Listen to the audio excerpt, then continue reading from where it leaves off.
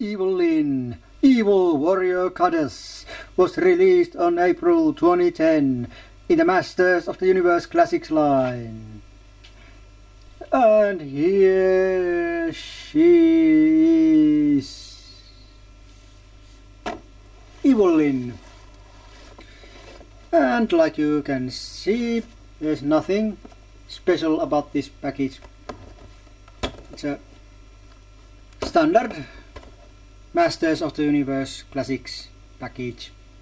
So we'll go to the back, and there is some older releases of already released figures from this line. And then there is Evil-Lyn's bio.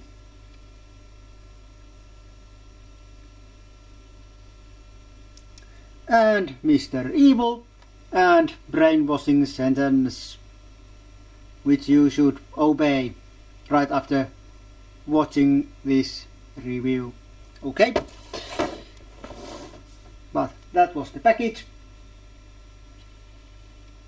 And this is the opened Evil-Lyn. So we take the package and put it away and focus on this figure here. Okay, and like you can probably see and notice, this is the third figure, and by the time I'm filming this, the last figure to share the Teela's body. Other two figures, well, this is second to share it, because Teela, of course, was using his own body. But other figure besides this one being the goddess who shared Teela's body. There is one big difference with this body and Teela's and goddess's body. It's the dress, which is the exact same sculpt, only different paint, but the difference is that this outfit is very soft and pliable, which makes, well actually it only affects mostly on this turning motion and leg movement.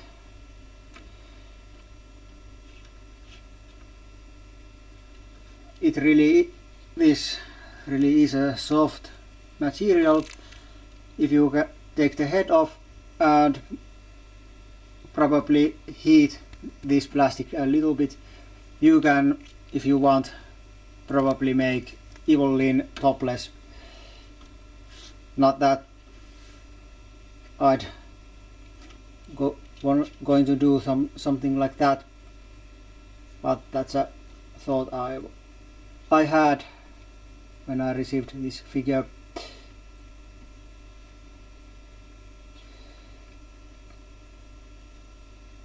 Articulation is the same as always, and even though you might be a little bit annoyed by that, or the fact that I'm showing it in every review, but I'm going to continue that. So here is the wrist, elbow, then this turning, rotating motion, simulating the abs, no abs, bicep, and then there is shoulder, head, not much up, mostly because this helmet and this dress part doesn't allow it, but it goes somewhat down. head is not a bubble head. That's a good thing. And then there is no, female figures do have the ab joint, but because of their dresses it's not really working. But there is, even this softer material doesn't allow it, especially when there is this kind of this thing that is thicker than many other places. 8 inches movement, and like I showed you, this rotates like this.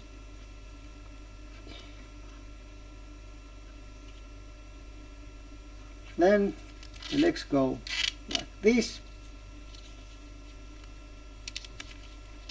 and like this.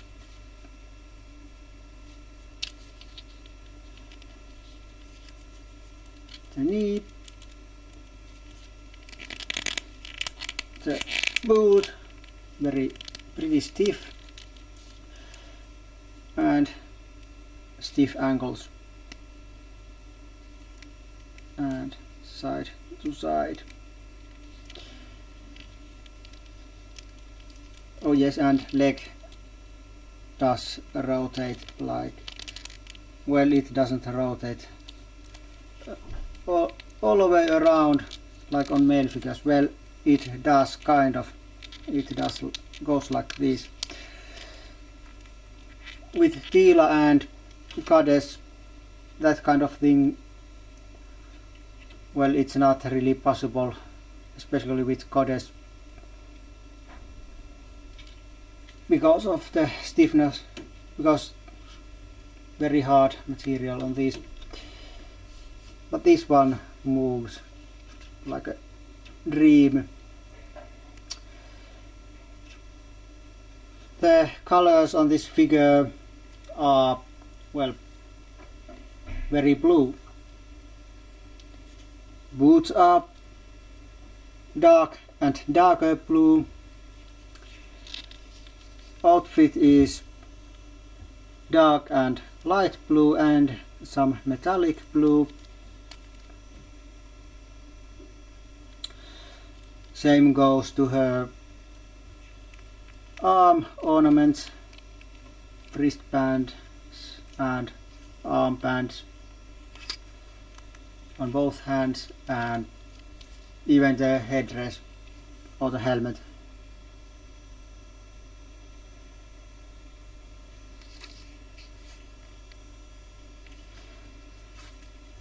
Nice looking face.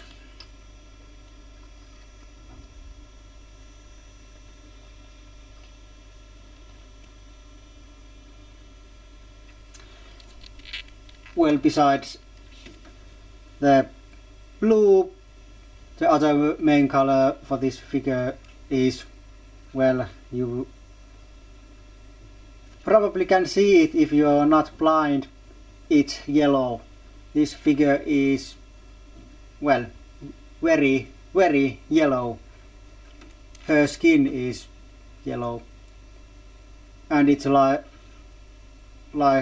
that because the 1980s figure or version of Evil-Lyn was, well, yellow.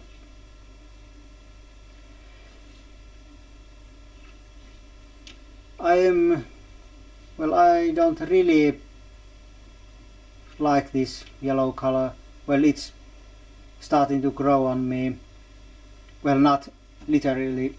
My skin isn't turning yellow, but yeah, I'm starting to like it.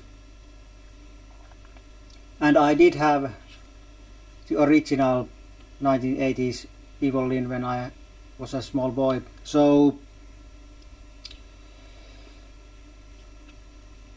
yeah, but even then I really wondered why in the world someone would like to make a yellow female figure, or male for that matter.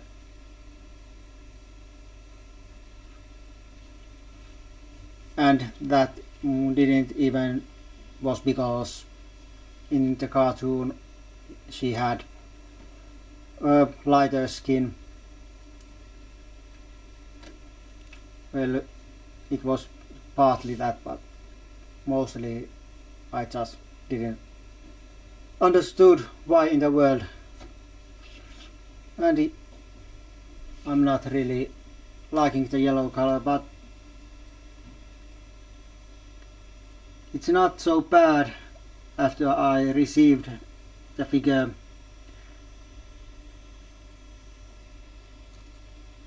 And maybe you can see there's some shading, some orangey shading on her, on some parts.